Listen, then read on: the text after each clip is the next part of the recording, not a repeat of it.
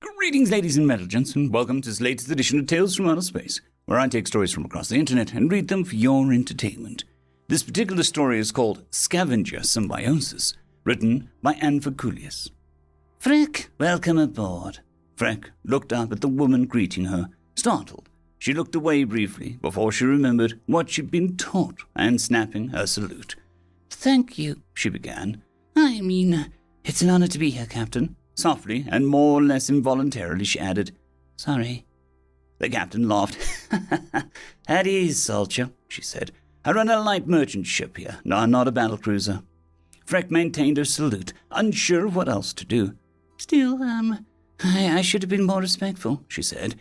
You're still the captain. And I'm not much for formalities, the captain said. And even if I were, some surprise would be excusable, no? I'm guessing that you were expecting someone else to welcome you. Freck didn't say anything, nor did she move. Hannah laughed again. Oh, come on, put your arm down, and please call me Hannah.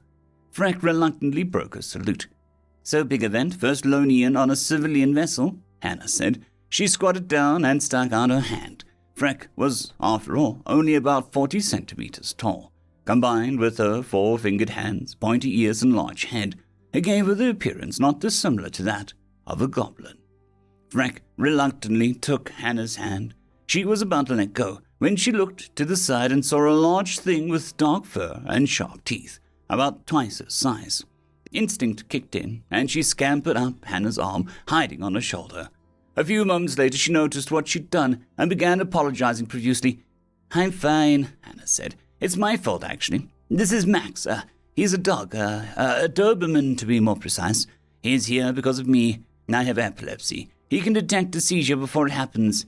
As if to clarify, Max turned to the side, revealing he was wearing a vest with service written on large letters. Oh, okay, Freck said. She considered climbing down again, but couldn't quite bring herself to do so. So humans aren't the only species on the ship? Oh no, there's a couple of other species on board, Hannah said. I'm sorry, I thought you'd know that. Lonians travel on human vessels regularly, You did too, right? It says so in your report. Oh, yeah, Freck said. We do, I did. She paused for a bit, feeling embarrassed. She noticed that she was still sitting on the captain's shoulders and quickly climbed down again. We just don't go in the hallway often or see any of the other passengers at all. Hannah gave her a friendly smile. Well, that's about to change. Shall I give you the tour then? Yes, please, Freck said. Thank you. Would you like to ride, Max? Freck shot a look at the dog. He had sat down and seemed to be ignoring them, though his nose twitched occasionally. He doesn't mind, Hannah said, and we'll be faster that way. Consider it a team-building exercise. Max, indeed, didn't seem to mind having someone on his back. In fact, it felt as if he was deliberately changing his gait to make her more comfortable. She still had to hang on to his vest, though. Can I ask you a question? She asked. Sure, Hannah said. Ask anything you want. How did the arrangement come about? Between humans and dogs? Hannah asked. Freck nodded. The details are lost to time, but it's speculated their wolf ancestors were attracted to the garbage early humans dumped next to their dwellings. The relationship developed from there. Suddenly, Max stopped and snarled. Some meters ahead, the hallway intersected another one. A cat had walked into view there. Freck looked up at Hannah.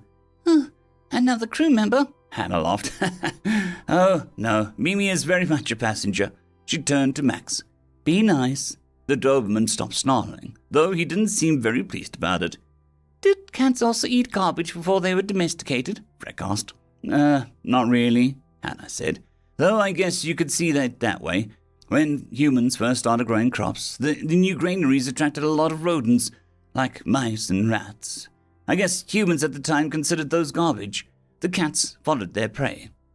She looked over at Mimi, who had sat down in the middle of the hallway and was licking her coat, seemingly making a point of not noticing them. I'd say cats aren't really domesticated, though. They just live around us.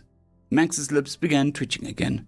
This moment of tension was interrupted when a door opened next to them and someone stepped out. He was of somewhat short man, with scarfy hair and a relaxed posture that perfectly suited the baggy hoodie he was wearing. Great coincidence, Hannah said. Freck, this is Ahmed. You'll be working under him. He's the Chief Supplies Administrator. Ahmed looked down at Freck, a friendly smile on his face. It's fancy talk for bean counter. Welcome aboard." He hunched down and held out his hand. Freck got off Max and shook it. "I'm glad to be here." The two white rats popped out of Ahmed's hood and climbed onto his shoulders. They looked at Freck with large, curious eyes. Ahmed gestured to them. And these are... He stopped and grinned at Hannah. "But I guess the captain is doing the introductions." Hannah sighed. "Fettuccine and Alfredo." Ahmed beamed and gently scratched the rats' necks. They made a chittering sound that vaguely sounded like laughter. "I thought that you said the rats were pests that lived in your granaries," Freck asked. Hannah nodded. "At first, yeah. They followed us when we began building cities. They lived in the sewers and raided our garbage bins, along with raccoons, crows." Freck looked over at Fettuccine and Alfredo. They were grooming themselves quite thoroughly, seemingly making a point of it. She looked back at Hannah. Hannah shrugged. "Today they fill a different niche. Things change." Freck would have liked to ask more questions. However, Mimi had used the conversation as an opportunity to get closer to them, mostly unnoticed. She lunged for the rats. Luckily, Max smacked her away with a paw, but immediately the scene broke into chaos. The rats fled back into Ahmed's hoodie, who stood up at the same time, startled. The shift in his center of gravity knocked him off balance. He nearly fell over and smacked into the wall. Freck, on instinct, fled behind Hannah, who merely yelled, "Mimi!" in surprised tone. Mimi herself skidded some way down the hall before she managed to regain her footing. She dug her claws into the floor and hissed at Max, back held high and hair standing up. Max responded in kind, growling at her with his lips pulled back, exposing his teeth. The standoff held for a while, tension building.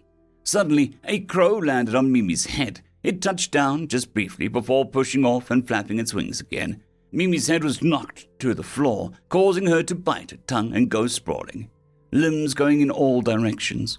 She quickly recovered and jumped up, trying to claw at the crow, but it had already regained ceiling altitude far beyond her reach.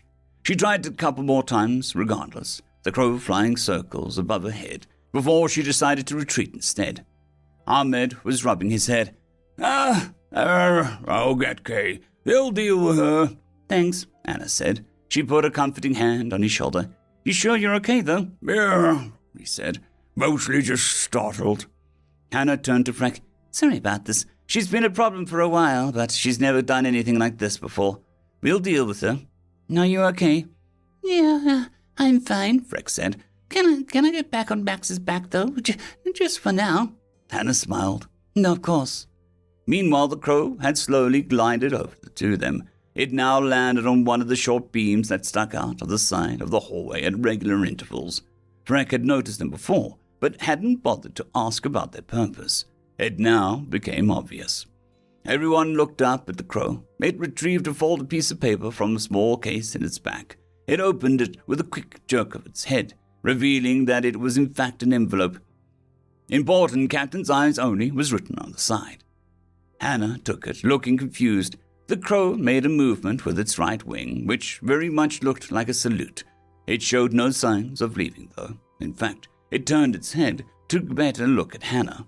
She turned so Freck couldn't see, and opened the envelope. For a brief moment, confusion went across her face, before she turned beet red. The crow gave a single caw, sounding pleased. Hannah balled up the paper in her hand and turned to the crow. "How did you even get that photo?" The crow cawed again. She waved a finger at him accusingly. "No, you will tell me." The crow hopped off its beam and began flying down the hall. Hannah ran after it. "Clemens, you'll tell me. I'll tell Ahmed never to buy macadamias again. You hear me? They'll be banned from the ship forever, even the Martian ones." Clemens just kept flying, merrily cawing all the way. It was quite obvious Hannah couldn't keep up with him. She soon stopped and leaned on her knees, panting. Max walked himself and Freck over to her. Hannah was tearing the envelope and its contents into little pieces. "I swear to God, if he wasn't the best navigator this side of the belt," she grumbled. A bigger piece of paper fell out of her hands. She quickly picked it up and was about to shred it, but paused. "Getting pretty good at Photoshop, too," she said. So, Freck said, unsure if this was the right moment to ask. "Do crows also?" She was interrupted by two beeps. Everyone turned. A trolley was coming down the hall. Its load consisted of several sacks of flour, a massive bag of fava beans, as well as a whole bunch of cardboard boxes whose contents couldn't be seen. It was being driven by Fettuccine and Alfredo. The two rats sat on opposite sides of the steering wheel, coordinating to move as it needed. It seemed to be working well. Max and Hannah stepped aside to let the trolley pass. Fettuccine and Alfredo waved at them as they passed. Hannah waved back. Freck looked up at her in disbelief. As the trolley tucked by, it became visible that a raccoon was riding on the back of it, legs dangling over the side, and a clipboard under its arm. "Hi, Kay," Hannah said. Kay gave a friendly wave back, though they looked concerned. They pointed at Hannah and then gestured at their own face.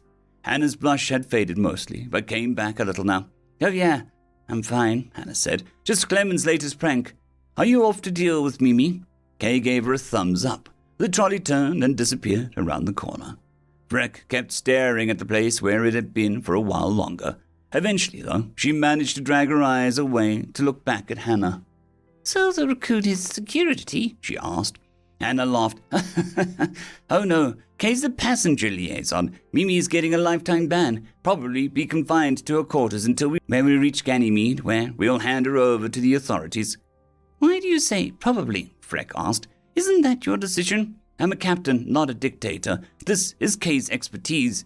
I trust they'll know best what to do." "Oh, okay." Freck looked back at the hallway corner. She hesitated, unsure what to do.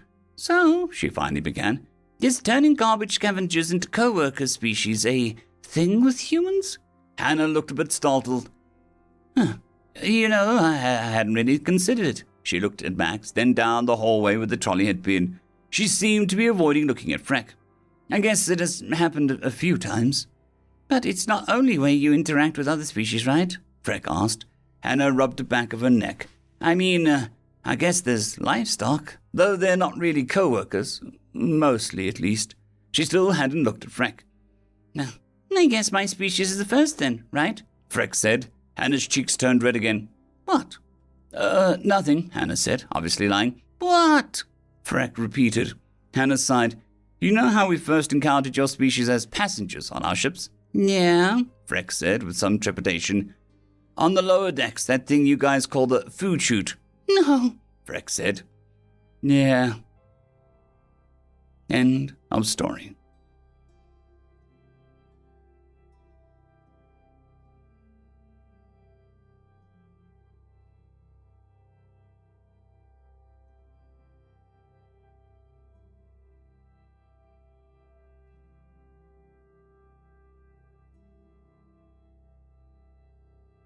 I'd quickly like to thank the T5 peeps: Cold War Boomerwaffen, Severin Cerberus, Bushmaster 177, Henry the Red, Caspar Arnholtz, Cold War Boomerwaffen, Elijah Silvercross, Dragzoon WRE, and Severin Cerberus. Thank you very much.